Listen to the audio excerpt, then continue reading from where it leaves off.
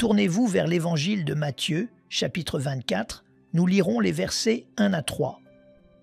Alors que nous nous rassemblons ici aujourd'hui, les gros titres crient le message, je cite, que le guide suprême de l'Iran ordonne une attaque directe contre Israël. La possibilité d'une guerre totale entre l'Iran et Israël est une question très réelle. Il y a 2600 ans, les gros titres de la Bible, écrits par le prophète Ézéchiel au chapitre 38 et 39, décrivent exactement la condition actuelle du Moyen-Orient. La Bible décrit une guerre entre la Perse est bien sûr l'Iran, et une coalition russe de nations antisémites qui uniront leurs forces pour détruire Israël dans Ézéchiel chapitre 38. La Russie est le roi du Nord. Toutes les directions dans la Bible sont prises à partir de Jérusalem. Directement, au nord de Jérusalem se trouve la Russie. Permettez-moi d'être clair. Le Dieu Tout-Puissant écrasera cette coalition de nations russo-iraniennes. Il y a 2 guerres majeures qui vont être menées en Israël avant la fin des temps. Et cette guerre est la guerre de Gog et Magog d'Ézéchiel 38 et 39, que vous voyez se dérouler en ce moment, et 3 ans et demi plus tard, la bataille d'Armageddon, une armée massive dirigée par la Chine, selon la Bible, avec 200 millions de personnes, qui aura lieu 3 ans et demi après la guerre de Gog et Magog. Le Dieu Tout-Puissant est le défenseur d'Israël. La Bible dit qu'il garde Israël. Garder est un terme militaire. Il défend Israël. Il ne sommeille ni ne dort. Dieu a dit « Je bénirai ceux qui te bénissent et je maudirai ceux qui te maudissent ». Quelle est la réaction de Dieu quand il voit l'Iran et la Russie se rassembler pour détruire Israël? David l'enregistre dans le psaume 2. Il dit « Pourquoi ce tumulte parmi les nations et ces vaines pensées parmi les peuples ?» Les rois de la terre, ce serait la Russie et la Chine, se sont soulevés contre l'Éternel et contre son oint. Ce serait Israël. Écoutez, celui qui est assis dans les cieux rit. Le Seigneur se moque d'eux. La moquerie est un mot biblique pour le ridicule. Dieu va rire et ridiculiser ses armées qui s'opposent à Israël. Puis il dit qu'il les brisera avec une verge de fer et les mettra en pièces, comme le vase d'un potier. Bonjour la Chine, la Russie, l'Iran, la Turquie. Le jour où vous lèverez la main pour attaquer Israël, le Dieu Tout-Puissant vous écrasera. Permettez-moi de lire le texte du matin. Jésus parle à ses disciples de la fin des temps dans Matthieu 24, versets 1 à 3. Jésus sortit du temple, et comme il s'en allait, ses disciples s'approchèrent pour lui en faire remarquer les constructions. Mais il leur dit « Voyez-vous tout cela ? Je vous le dis en vérité, il ne restera pas ici pierre sur pierre qui ne soit renversée. » Il parle de quand les Romains sont venus en l'an 70 après Jésus-Christ et ont détruit le temple. Si vous allez à Jérusalem aujourd'hui, vous verrez ces pierres encore sur le sol. Verset 3. Il s'assit sur la montagne des Oliviers. Et les disciples vinrent en particulier lui faire cette question. « Dis-nous, quand cela arrivera-t-il ? Et quel sera le signe de ton avènement et de la fin du monde ?» Nous parlons du signe de la fin des temps ce matin. Restez à l'écoute. Père, au nom de Jésus, que ton Saint-Esprit remplisse cette salle. Dieu d'Abraham, d'Isaac et de Jacob, qui appelle les étoiles par leur nom, regarde des balcons du ciel et écrase les ennemis de Sion aujourd'hui. Brise-les en morceaux comme le vase d'un potier aujourd'hui. Que l'Église de Jésus-Christ se prépare à l'enlèvement, car nous nous apprêtons très certainement à quitter ce monde. Par l'autorité du nom de Jésus, nous prions et le demandons, et tous les enfants de Dieu ont dit Amen. Vous pouvez vous asseoir.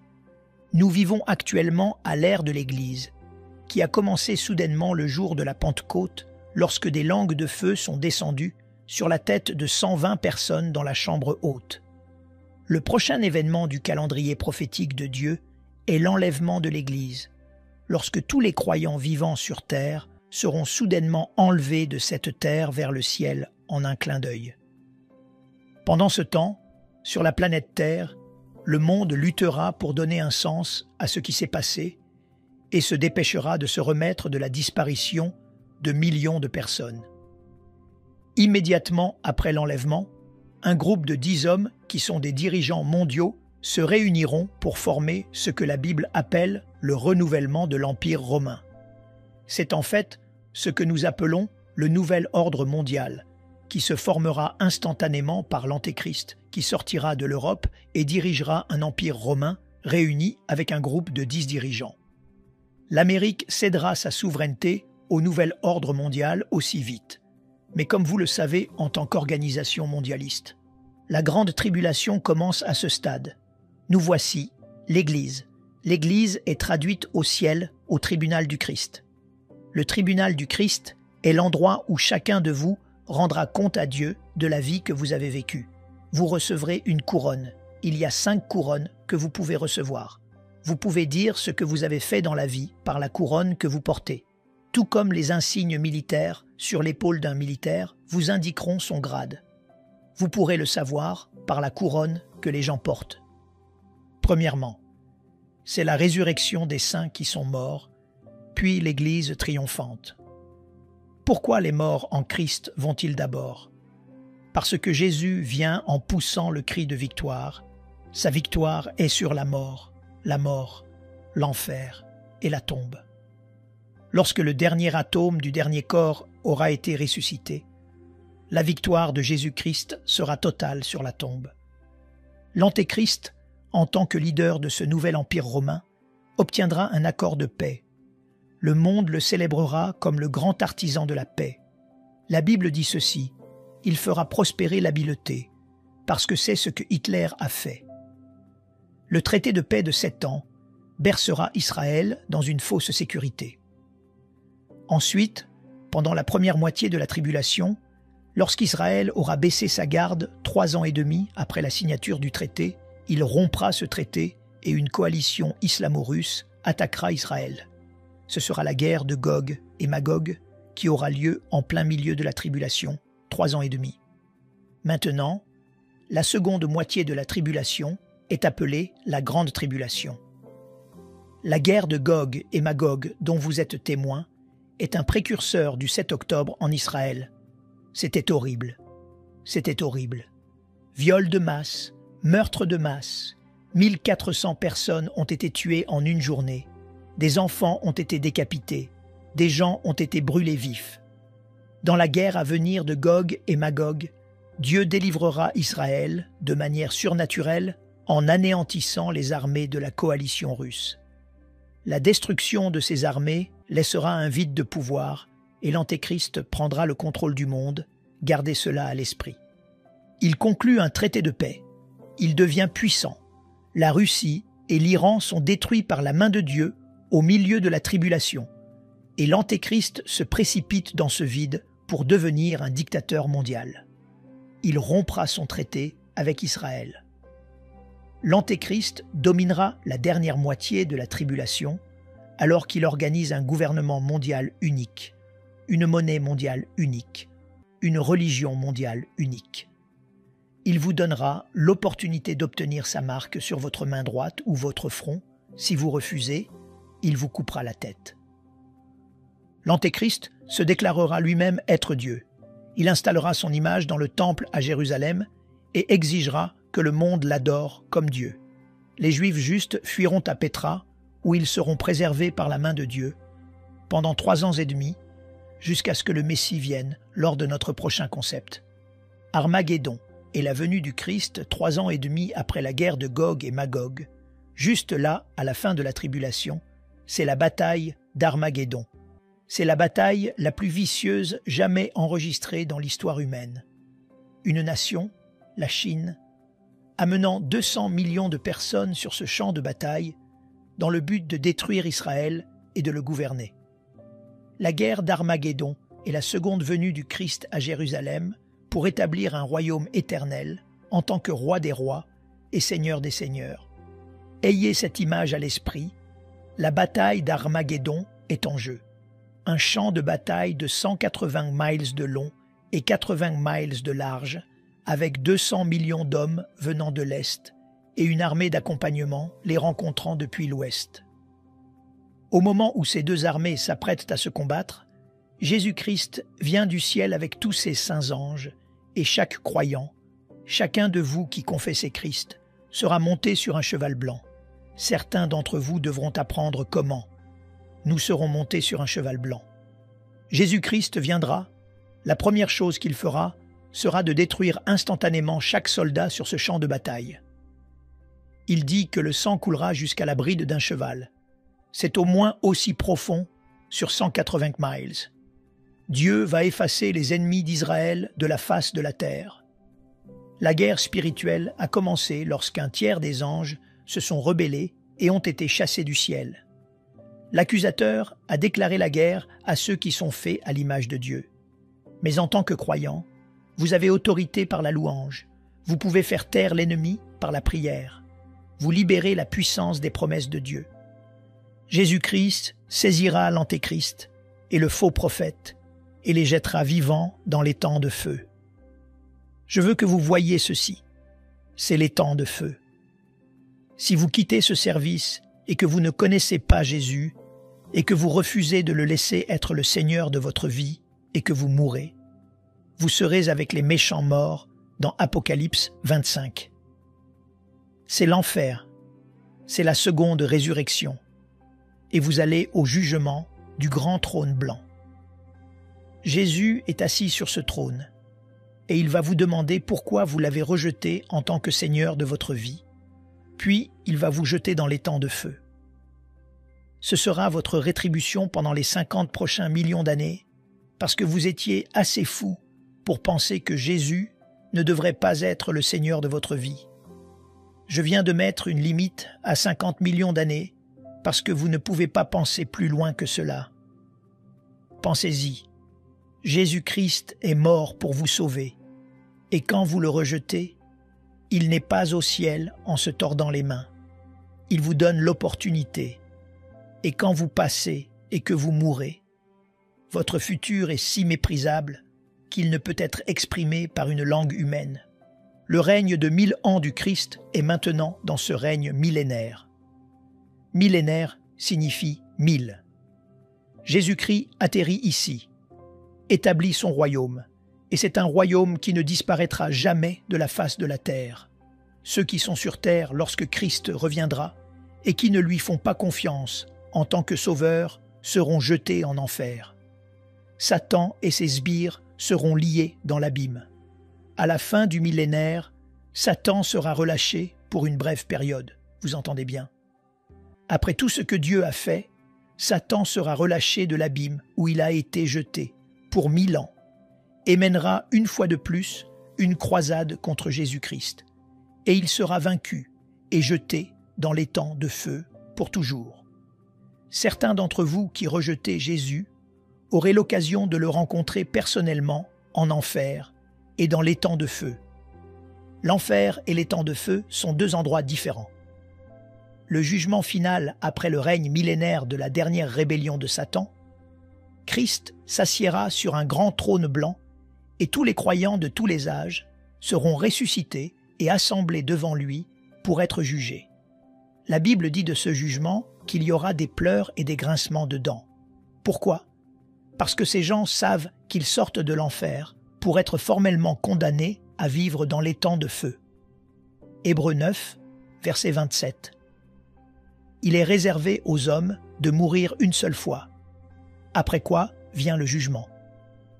Ce n'est pas parce que vous n'allez pas au ciel que vous n'allez pas faire face au jugement. Vous allez faire face au Seigneur un jour. Ceux qui refusent de faire confiance à Christ comme Sauveur et Seigneur seront jugés selon leurs œuvres, puisque leurs noms n'ont pas été trouvés écrits dans le livre de vie qui contient les noms des rachetés. Ils seront jetés dans l'étang de feu pour toujours.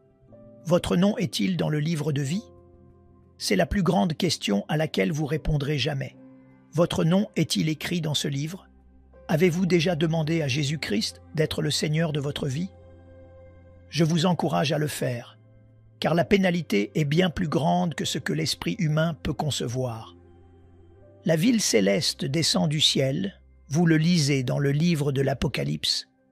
C'est une ville de 1500 miles cubes. Maintenant, votre esprit a du mal à saisir une ville capitale de 1500 miles, donc laissez-moi vous aider. commencer à Miami en Floride, tracer une ligne jusqu'à Detroit dans le Michigan, aller à gauche jusqu'à Seattle dans l'État de Washington, de Seattle à Phoenix, de Phoenix, revenez à Miami. C'est un énorme morceau d'immobilier. Pourquoi devrais-je me soucier de la façon dont le peuple juif est traité? Parce que Matthieu dit au chapitre 25, verset 40, « Je vous le dis en vérité, toutes les fois que vous avez fait ces choses à l'un de ces plus petits de mes frères, les Juifs, c'est à moi que vous les avez faites. » Le Fils de Dieu, Jésus-Christ, qui reviendra sur terre, viendra en tant que rabbin juif. L'Apocalypse dit qu'il est le lion de Juda. Il est le lion de Juda. Quand Jésus reviendra sur terre, il viendra en tant que juif, le lion de Juda. Juda est le mot racine de la source juive. Genèse 12.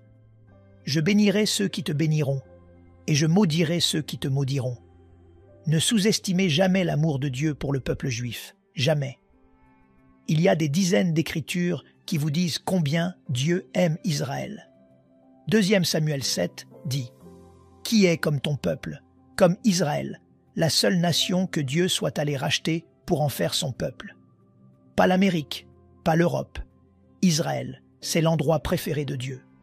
Jérusalem est la ville de Dieu, parce que Dieu a dit « J'y ai mis mon nom, afin qu'on se souvienne de moi à perpétuité. » Dieu a dit à Moïse de dire à Pharaon dans Exode 4, verset 22 « Israël est mon fils, mon premier-né. Si tu refuses de le laisser aller, tu diras à Pharaon que je tuerai son fils. Je tuerai son fils. » Le peuple juif est un peuple de l'Alliance, et cette alliance était pour la terre d'Israël. Cette alliance est toujours en vigueur. Il y a 36 fois dans l'Écriture qui garantissent au peuple juif l'alliance pour la terre d'Israël. Ils sont un peuple chéri, ils sont appelés la prunelle de l'œil de Dieu. Ils sont un peuple élu. La Bible dit qu'ils sont mon premier-né. Jésus a dit à la Samaritaine, « Le salut vient des Juifs. » Pensez à cela, c'est une déclaration impressionnante. Jésus, le Fils de Dieu, dit à une femme qui n'est pas juive que le salut vient des Juifs. Tout ce que les chrétiens ont nous est parvenu par le peuple juif, c'est ce que cela signifie. Quand un malin vous demande alors « Qu'est-ce que les Juifs ont fait pour vous ?», vous pouvez commencer par dire qu'ils nous ont donné la Bible, chaque mot écrit par le peuple juif. Ils nous ont donné les patriarches Abraham, Isaac et Jacob.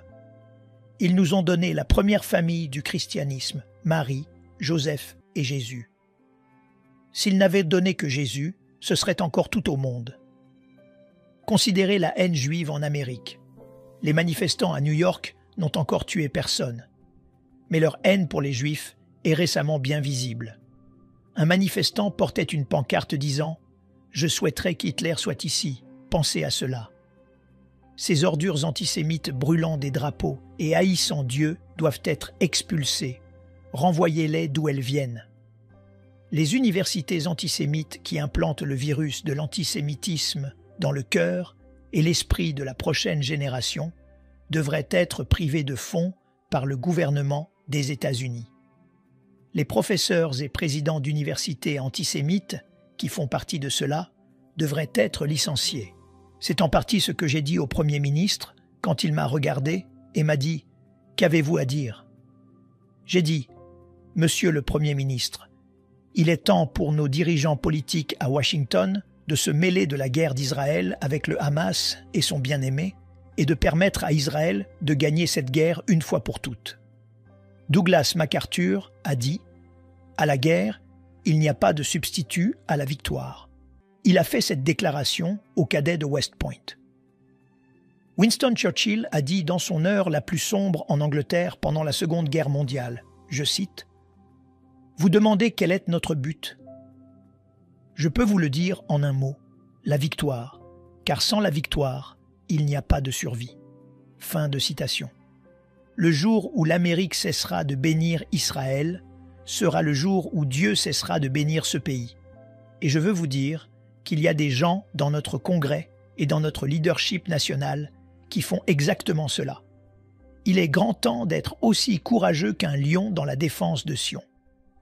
Église de Jésus-Christ, il est temps de faire ce que la Bible dit de faire. Prier pour la paix de Jérusalem. Pourquoi? Ceux qui t'aiment seront heureux. Heureux, que signifie ce mot? J'ai fait des recherches sur ce mot. Il signifie prospérer. La Bible dit que Jérusalem est la ville de Dieu. Jérusalem est le rivage de l'éternité. Jérusalem est l'épicentre du monde. Dieu dit ceci. Jérusalem est l'endroit où Ésaïe et Jérémie ont écrit les principes de justice qui ont formé les fondements moraux de la civilisation occidentale. Le roi David a dit « Si je t'oublie, Jérusalem, que ma droite m'oublie. Que ma langue s'attache à mon palais, si je ne me souviens de toi, si je ne fais de Jérusalem le principal sujet de ma joie. » David jouait de la harpe. Si votre main droite ne peut pas jouer de la harpe et que votre langue est collée au palais, vous ne pouvez ni jouer ni chanter. Un musicien qui ne peut ni jouer ni chanter n'a aucune raison de vivre. David dit que sans Jérusalem, la vie a perdu son sens. Je veux que vous vous leviez avec moi. Je veux poser cette question. Il y a 2 résurrections. La première emmène les croyants au ciel. La seconde a lieu 1000 ans plus tard, lorsque ceux qui n'ont pas reçu Christ sont amenés devant Christ au jugement du grand trône blanc, et vous quittez cet endroit pour être jetés dans l'étang de feu pour toujours. Je veux poser cette question. Combien d'entre vous, ici, sont absolument certains que si l'enlèvement se produisait avant que nous prenions la communion, vous iriez au ciel? Levez la main. Baissez les mains. Ceux d'entre vous ici qui ont un doute, qu'il y a un péché dans votre vie, qu'il y a quelque chose qui est entre vous et le Seigneur, que vous aimeriez recevoir Jésus-Christ comme Sauveur et Seigneur aujourd'hui, levez la main là où vous êtes. Là, là, là. Levez-la bien haut. Merci. Je veux que vous priez cette prière avec moi et avec ces personnes qui lèvent la main. Père Céleste, au nom du Seigneur Jésus, je te demande de me pardonner tous mes péchés, de me purifier de toute iniquité. Viens dans mon cœur aujourd'hui en tant que Seigneur et Sauveur. Écris mon nom dans le livre de vie de l'agneau. Au nom de Jésus, Amen. Nous aimerions vous donner l'opportunité de faire de Jésus le Seigneur de votre vie. Voulez-vous bien prier avec moi? Dites Seigneur Jésus, je me repens de mes péchés. Viens dans mon cœur. Je fais de toi mon Seigneur et Sauveur. Et merci Seigneur pour le baptême du Saint-Esprit en moi. Dans le nom de Jésus. Par cette simple prière, nous croyons que le Saint-Esprit vous conduit sur le chemin de la nouvelle naissance. Allez dans une bonne église dont le fondement est la parole de Dieu, passez par les eaux du baptême et donnez à Dieu la première place. Nous espérons de tout cœur que ce message vous encouragera. Si vous connaissez quelqu'un qui puisse être encouragé, s'il vous plaît, envoyez-le lui pour nous aider à atteindre plus de gens et à propager l'Évangile. Édifions le corps de Christ ensemble. Appuyez sur la cloche des notifications et merci infiniment de nous soutenir en vous abonnant à notre chaîne. N'hésitez pas à laisser vos requêtes de prière dans la section des commentaires. Sachez que même si vous ne voyez pas de réponse à votre requête, que ce soit sur YouTube, email, Facebook ou sur Messenger, nous avons prié pour vous. Nous invitons humblement le corps de Christ à soutenir chaque requête en écrivant une prière dans la section commentaires. Tenez-vous ferme dans la foi avec nous pendant que nous prions. Que la grâce et la paix du Seigneur Jésus-Christ soient avec vous tous et qu'il vous bénisse merveilleusement.